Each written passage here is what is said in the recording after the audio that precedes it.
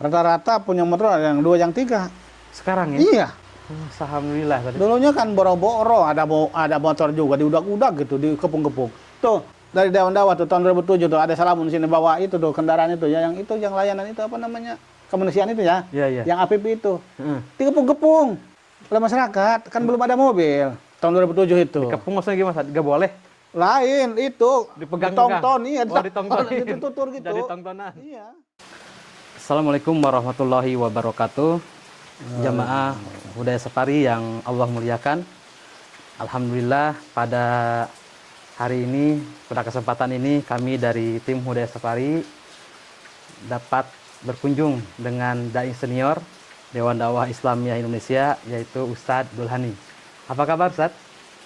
Alhamdulillah sehat. Alhamdulillah. Terima kasih atas silaturahimna di wilayah Baduy, Kampung Cibarani, batas Baduy. Ya, ya kami saat ini sedang berada di desa apa Ustadz? Cibarani, Cibarane. Desa Cibarane, Kabupaten Kecamatan Cirinten, Kabupaten Lebak. Desa Cibarane, Kecamatan Cirinten, Kabupaten Lebak, Provinsi Banten. Ini bersama saya Ustadz Dulhani, Dai Senior Dewan Dakwah Islamiyah Indonesia. Sudah berpuluh-puluh tahun mungkin Ustadz ya, berdakwah di kampung ini Ustadz. Ya, Bisa diceritakan Ustadz, pertama kali berdakwah di sini itu dulu masyarakatnya seperti apa Ustadz? ya dulu saya bergabung dengan Dewan Dakwah itu dengan asal muasalnya itu dengan Pak kayak Haji Abdul Qadir Jailani. Haji Abdul Qadir Jailani. Iya, dengan apa namanya itu Pak Didi Sudarma. Terus di situ orang Sukabumi ada Nang Johari juga, ada Pak Dede Yusuf juga gitu orang itu orang Dede Yusuf. Tangerang. Tadi situ saya ditugaskan oleh Pak Didi Sudarma, diserahkan ke Dewan Dakwah Provinsi. Waktu itu Ketua Dewan Dakwah Provinsi Banten itu Rafiuddin Ahyar. Alhamdulillah saya ketemu dengan pas dia itu jadi ketua umum itu Pak siapa itu yang Waspada. bukan Hussein Umar. Hussein Umar. Almarhum Pak Hussein Umar ya. Dengan dialah Dewan Dakwah Pusat itu waktu itu ngangkat dai lapangan itu 7 di Provinsi Banten berikut saya itu. Tapi yang lain yang 6 itu dapat muka pah gitu ya dari Dewan Dakwah. Kalau saya enggak, kalau saya mah dari Allah aja gitu. Ustaz gak dapat muka pah dulu? Enggak, Oh, sampai sekarang enggak. Kalau saya mah dari Allah aja gitu, yang gede gitu. Kalau dari orang kan kecil gitu diukur gitu. Makanya kalau dari Allah kan tidak ada itunya, tidak ada batasnya gitu. Makanya alhamdulillah waktu itu kami bikin film juga menggapai ridho Allah di sini. Mungkin diputar di Museum Helper Jerman waktu itu. Nah, tahun 2015, tahun 2007 juga bikin apa namanya dengan Lasnas. banyak juga. Nah, makanya Cibarani pemekaran desa itu dari Karangnunggal. Saya ngerintis pemekaran desa itu 4 tahun. Pengen misahkan diri dari Karangnunggal. Alhamdulillah tahun 2010 itu mekar. Jadi desa Cibarani. Desa tersendiri jadinya. Iya, jadi desa sendiri. Tahun 2010 itu belum ada listrik, belum ada jalan, berjalan setapak. Saya ngerintis dari nol. Alhamdulillah. Itu listrik belum ada, Tad? Belum ada. Sampai sini? Pas saya dua hari dilantik, saya ke provinsi itu minta ke Distamben, alhamdulillah. Maaf, Tad, dilantik jadi apa waktu itu, Tad? Jadi Jaro. Oh, Jaro. Jaro, ya. Jaro itu Kepala desa. Kepala desa ya? Iya. Iya. Kepala desa pertama di desa Cibarani. Nah, karena pertama bikin tempat ibadah itu tahun 2007, terus 2019. Berarti 2009 itu saya bikin 3 itu tempat ibadah di Cinangka, Kampung Cikolet dan Pasir Gembong. Itu yang 2 udah pakai Jum'ah, yang 1 belum. Nah, makanya alhamdulillah dulunya desa Cibarani cuma ada 2 tuh. 2 kampung yang Jum'ah, sekarang mah udah 8 kampung. 8 kampung. 8 kampung pakai Jum'ah gitu ya. Masjidnya ada 8 sekarang. Kalau masjidnya yang ada 9 semuanya itu. Ada 9. Masjid. Yang dipakai Jumat 8. 9. Oh, 9 udah pakai Jumat semua? Iya. Alhamdulillah. Nah, makanya alhamdulillah saya gabung dengan Dewan Dakwah itu banyak manfaatnya. Yang tidak tahu musyrik, tidak tahu apa itu ya sekarang itu udah pada tahu gitu bahwa yang mana yang haram, mana yang halal, mana yang ma'ruf, mana yang mungkar itu udah pada tahu gitu. Udah pada tahu. Nah, makanya saya juga ngadorong keponakan sekarang itu supaya terus dakwah terus gitu. Alhamdulillah dia udah punya pesantren tapi kekurangan 10 bah kekurangan gitu. Nah, makanya saya mau masyarakat ke Dewan Dakwah itu kekurangannya supaya jadi binaan Dewan Dakwah itu. Keponakan saya itu. Alhamdulillah sekarang itu ada 60 tuh muridnya gitu ya. Anaknya anak-anak kecil gitu ya. Buat pesantren. Iya, buat pesantren. Nah, makanya supaya dibantu oleh Dewan Dakwah supaya jadi binaan Dewan Dakwah. Tak seperti itu apa namanya pahit manisnya itu kan di dengan dakwah itu berat sebetulnya, tapi enggak berat, tapi syaratnya ikhlas. Ikhlas terus berat tapi dengan ikhlas jadi mudah gitu. Jadi mudah, jadi gampang.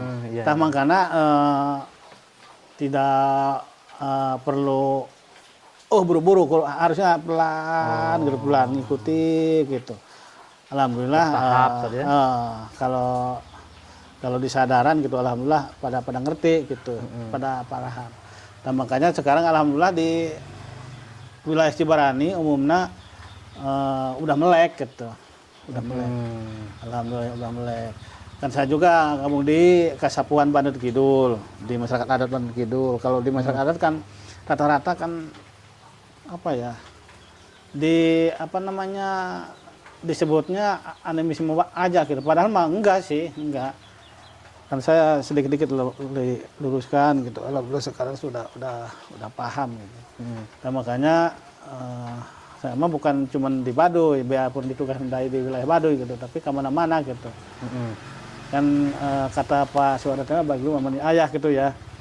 Biarpun satu ayat sampaikanlah gitu. Sampaikan betul. Gitu lah. Nah, makanya sedikit demi sedikit, alhamdulillah di Cibarani itu sekarang itu udah pada apa namanya mau beki sejadah gitu.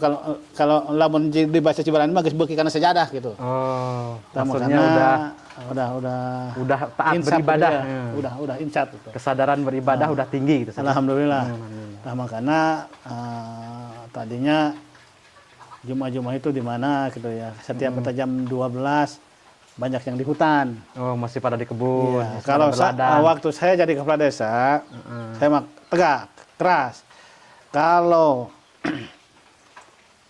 mau ngadulungan ke Nabi Muhammad, tolong jam 12 harus di masjid.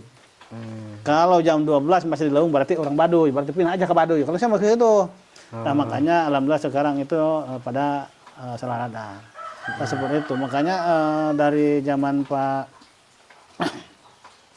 Hussein Umar gitu ya, sampai diganti oleh Pak Suada Bahri, terus Pak Sidiknya. Sidik ya, sekarang Pak Hadian Husaini. Kalau dengan Pak Hadian saya belum begitu akrab gitu. Belum begitu akrab. Kalau dengan Pak Sidik mah alhamdulillah. Berarti Ustadz tahun ini di masa periode Padian harus sering silaturahmi. Iya. Saya butuh pengalaman dia itu. Dia itu pengalaman banyak tuh. Iya, saya sering nginep di Pak Sidik gitu, di rumah Pak Sidik. Kalau dia kenal banget dengan saya, kenal baik gitu dengan saya. Ini saya bertanya lagi, Ustadz. Kan dulu tadi Ustadz menyampaikan bahwa masyarakat di sini dulu masih mengenal Islam masih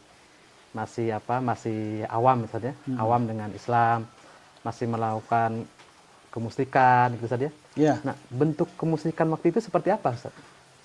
Kan namanya kurang paham gitu ya. kalau jarah ke kuburan atau contoh. Amu kolot, bapak kolot, hayang loba pare, hayang loba duit, seperti itu kan. Seperti itu kan Rasulullah Bapak kolot itu bahasa Indonesia apa Pak Ustaz? kakek mungkin. Kakek ya? Kakek yang udah meninggal. Iya. Jadi dia minta Minta. doa kepada kakek yang sudah Iya. meninggal.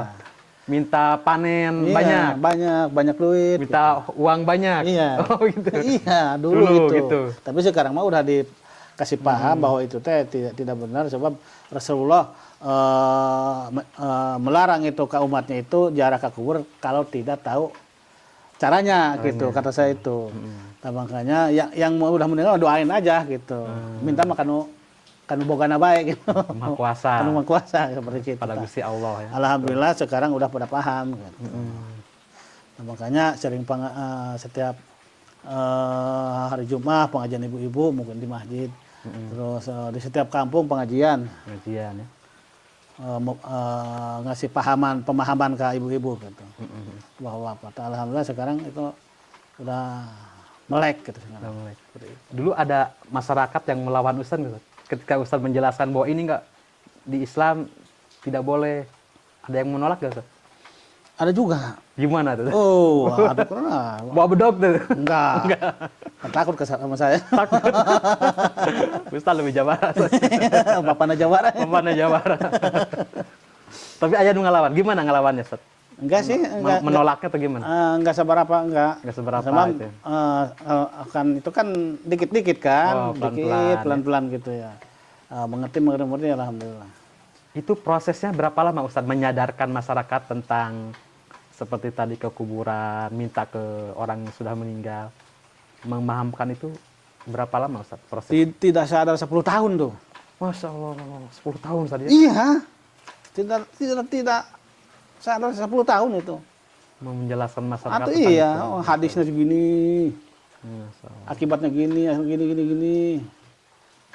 Baru betul seperti itu. Nah, makanya sangat berat dulunya, tapi alhamdulillah di barengan hati ikhlas orang itunya tidak ada yang berat sebetulnya. Tuh. Syaratnya ikhlas. Syaratnya ikhlas. Itu kan saya ngerangkul itu orang-orang ustaz di kampung-kampung itu.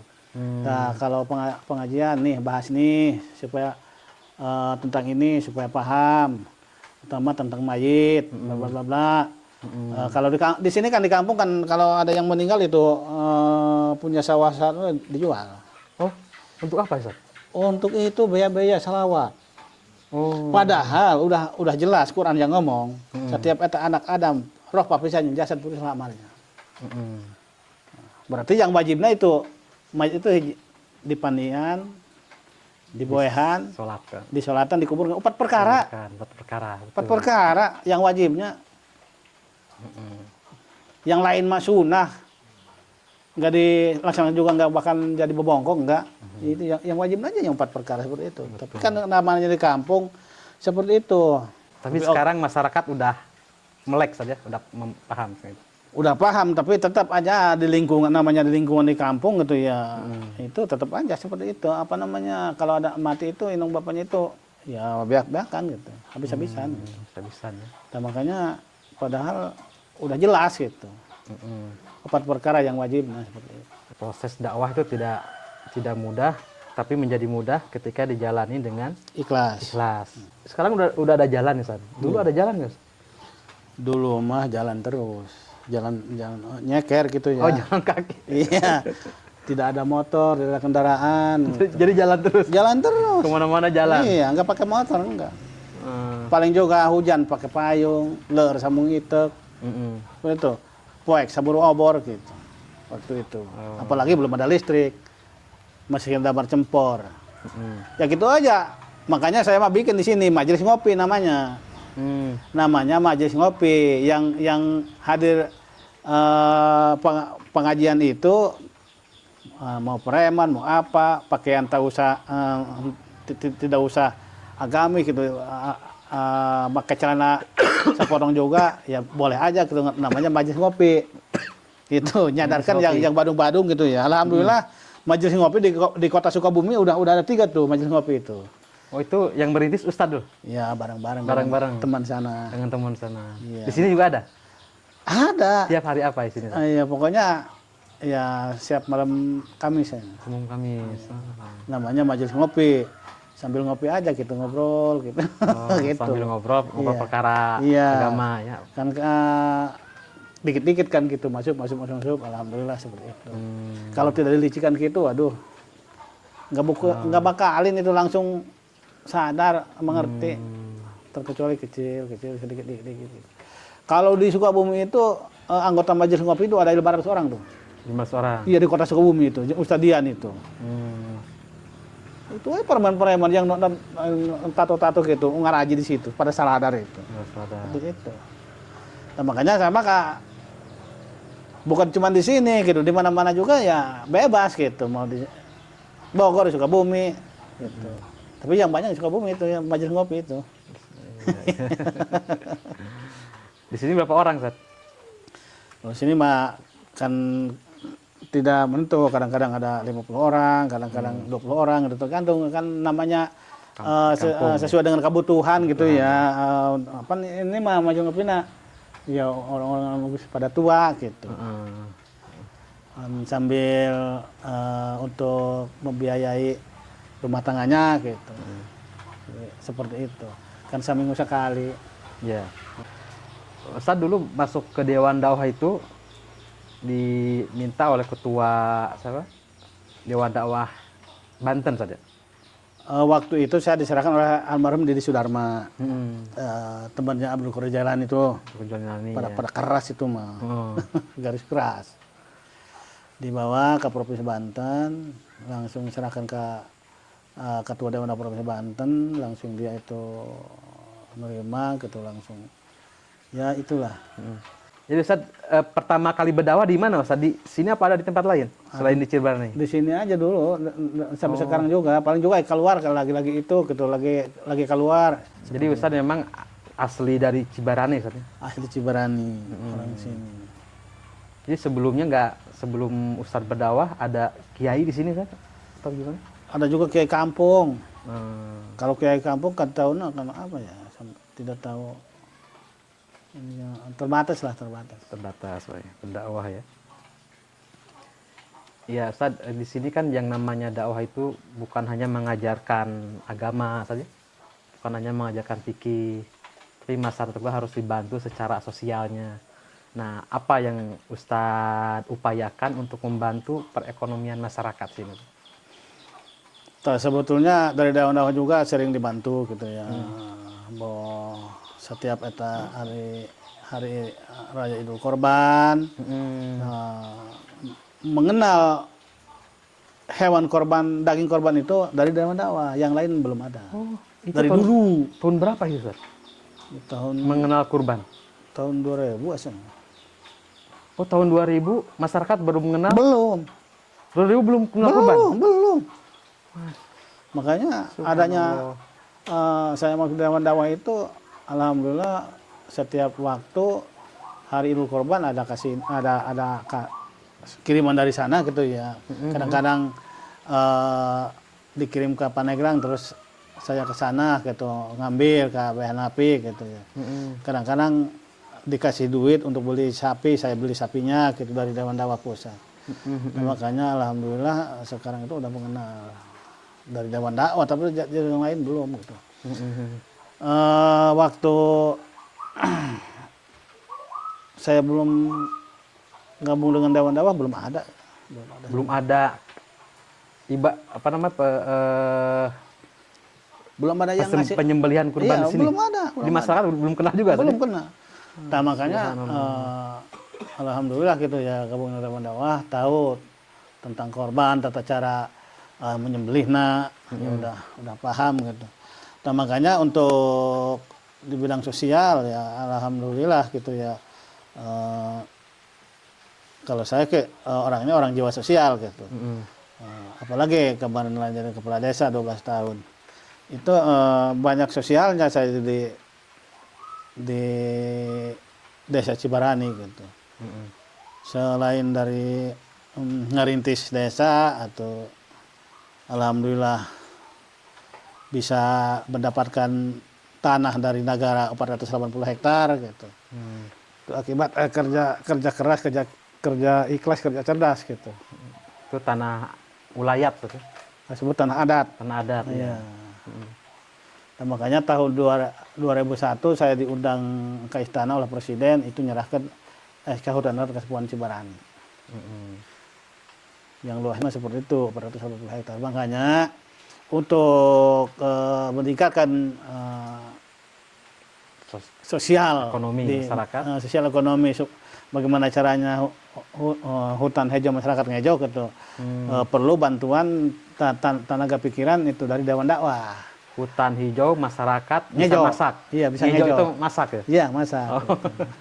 Baik. Nah, makanya bagaimana caranya Dewan Dakwah Pusat itu apakah mau program dari KLHK, apakah di Kementerian Pertanian, mau ngotas teuing, coba bantu ke Cibarani, luas enan tanahnya udah ada gitu. Ini Ustaz, penghasilan dari tanah adat itu Ustaz, itu hasilnya apa Ustaz? Hasil dari kebun itu? Pokoknya hasilnya itu, hasil buminya apa aja Ustaz? pokoknya hasil bumi itu sangat dirasakan oleh manfaat oleh masyarakat adat Kasepuhan Cibarani. Dulunya kan kalau musim duren, musim padi, musim pete itu padi, pete. Harus setor 25% ke pertani. Sekarang mah tidak ada. Saperak pun saya nggak minta sebagai ketua adat. Ngasih enggak yang punya anak gitu. Makanya keenakan orang Cibarani mah. Keenakan. Tanahnya atau ngagarap. Kebon tergantung tanagana. Asal gede tenaga gitu ya. Asal daek gitu. Tah makanya lamun teu subur mamur kubari Pahrojinawi di Kasepuhan Cibarani ieu, adat Cibarani ieu berarti bodoh. Sebab negara udah diperhatikan gitu. Jadi masyarakat boleh menggarap Iya, semampunya, seluasnya. Iya, seluasnya. Asal gede kadaek. Gitu. Asal mampu tenaganya saja. Makanya yang sekarang juga ya yang hasilnya itu duren. Hasil yang duren. Duren itu ya ada yang diborongkan ke tangkulak itu, ada yang 10 juta, yang 20 juta. Alhamdulillah ya. Minta saya enggak, seperak pun. Enggak sih, enggak sih itu. Padahal saya habis ratusan juta tuh kalau dihitung gitu. Ingin itu perempuan itu keluar dari negara. Kan enggak gampang, 2 tahun ngurusnya. Sepatu miring separoh, kebanyakan lempang di Jakarta saya itu waktu ngurusnya. Sendiri. Itu selain duren apa hasilnya, Ustaz? Ada cengkeh. Cengkeh, ya. Ada kapol, ada rindu. Kapol itu apa, Ustaz? Kapol itu yang itu, jauhnya orang rempah-rempah itu. Oh, rempah-rempah. Itu, sempadi mungkin. Pete, kopi, cengkeh. Ya udah itu. Transportasi penjualan sekarang mudah saja. Ya, Karanggas Bitung. Udah lancar sekarang mah. Motor bisa kemana-mana, tiap hutan mobil juga bisa. Seperti itu. Masyarakat sekarang di Cibarani total ada berapa penduduk, Ustaz? Kalau di wilayah RW 1 itu mungkin kalau penduduknya nggak banyak sih. Kakaknya paling juga 300 kakak. Kalau sadesa itu 700 kakak. 700 kakak. Iya. Dulu nggak punya, kan dulu di sini belum ada listrik saja. Iya. Belum. Nah sekarang sudah ada listrik. Masyarakat kalau kendaraan saat dengan adanya jalan akses transportasi sudah mudah, peningkatan ekonomi bentuknya masyarakat udah punya motor semua setiap rumah, Ustaz. Rata-rata punya motor ada yang 2, yang 3. Sekarang ya? Iya. Alhamdulillah. Dulunya kan boro-boro, ada motor juga diudak-udak gitu, dikepung-kepung. Tuh dari Dewan Dakwah tuh tahun 2007 tuh ada Salamun di sini bawa itu tuh kendaraan itu ya, yang layanan itu apa namanya? Kemanusiaan itu ya. Iya. Yang APP itu. Dikepung-kepung oleh masyarakat, kan belum ada mobil tahun 2007 itu. Dikepung maksudnya gimana? Gak boleh? Lain itu Dipegang ditongton, iya, ditongtonin. ditutur gitu. Jadi tongtonan. Iya. Diarak gitu. Iya. Oh. Tuh apa namanya slip juga akan masih tanah tuh. Oh, masih Sama lumpur. dorong gitu. Didorong masyarakat Iya, rame-rame. rame. Masa. Terus habis ngebagi-bagi itu sembako waktu itu ada salamun itu. Oh jadi dulu sekarang masyarakat alhamdulillah saja dengan perkembangan pengolahan lahan di sini tingkat ekonomi meningkat ya. Salah satunya setiap rumah hampir memiliki kendaraan 1 bahkan sampai 3 saja. Iya, alhamdulillah gitu di wilayah kami itu kan di sini kan masyarakat adat gitu ya. Di wilayah ada Kasupuan Cibarani ini bukan mandiri pangan lagi, daulat pangan. Udah daulat pangan. Itu orang kecilnya juga yang baru-baru belajar itu tani gitu ya. Padinya ada yang itu di lumbungnya ada yang 2 gitu, yang 3 lumbung padinya itu. Punya saya juga itu udah ada yang 28 tahun tuh. Padi itu di lumbung padi itu. Itu enggak hancur. Tapi alhamdulillah masih waktu tadi makan itu. Oh tadi udah 8 tahun. 28. 28 tahun. Iya. Itu masih dimakan. Masih enak ya. Iya. Padi 28 tahun. Ya kan taninya kami pakai rukun tani. Itu pakai apa supaya kuat, Sir? Tuh, pan itu di lumbung padi itu. Oh, Pan padi gede, bukan padi kecil. Enggak busuk tadi? Enggak. Oh, enggak busuk. Kan pakai rukun tani. Rukun tani ada 7 tuh rukun tani. Oh, itu apa itu? Pertama asup kaleuweung ngasah pakarang gitu ya. Yang kedua nibakeun, yang ketiga di ubaran. Itu padi kan banyak sakit-sakit itu di ubaran gitu, di jampe-jampe gitu. Terus itu mau melahirkan tuh bekas tuh mapak paribuka dipapak supaya apa namanya keluarnya itu selamat gitu. Nggak mungkin kok oleh negara dikeluarkan itu dari negara kalau di masyarakat adat itu tidak ada kearifan lokalnya. Tadi situ mungkin ya itu tadi ada ritualnya seren tahun gitu, syukuran gitu. Itu salah satunya. Di sini juga ada hukum adat gitu. Nah, ini adat dengan agama bagaimana di sini, Ustaz? Kan di situ ada tilu sapamulu dua sakrupan hiji eta teh pilihaneun. Artina negara agama mokaha. Apa itu artinya? Hah? Apa itu? Tilu sapamulu dua sakrupan hiji eta teh pilihaneun. Artina negara agama mokaha. Nah, jeung eta kalau ini negara udah klop itu yang 3 itu nggak bakalan ada konflik itu. Udah clear. Clear ya. Saya waktu itu yang lain tidak kabadanan. Kalau saya kabadanan itu waktu saya kadir kepala desa. Di pemerintah saya nggak bantu. Gitu ya. Di agama kita nggak bantu. Dewan dakwah digaungkan katanya. Di adat saya ketua adat sebagai mokaha itu adat gitu. Adat. Di mokaha itu ketua adat saya gitu. Makanya tilu sapamulu dua sakrupan hiji ada kana pilihanin artinya negara agama mokaha. Gitu. Kasepuhan punya mokaha. Gitu. Seperti itu. Makanya kalau kasepuhan gitu ya, kalau baris kolot itu. Kalau itunya curug nagri tunjung ke gunung ge urung. Mitosnya begitu. Iya. Gitu. Makanya bedanya saya waktu jadi kepala desa bisa ngomelin bupati. Kalau ketua adat mah tidak ada atasannya. Gitu. Tidak ada bawahan pokoknya langsung gitu. Atasannya Allah aja gitu ya. Kalau bupati mungkin ada gubernur, ada presiden. Kalau adat pasti ada.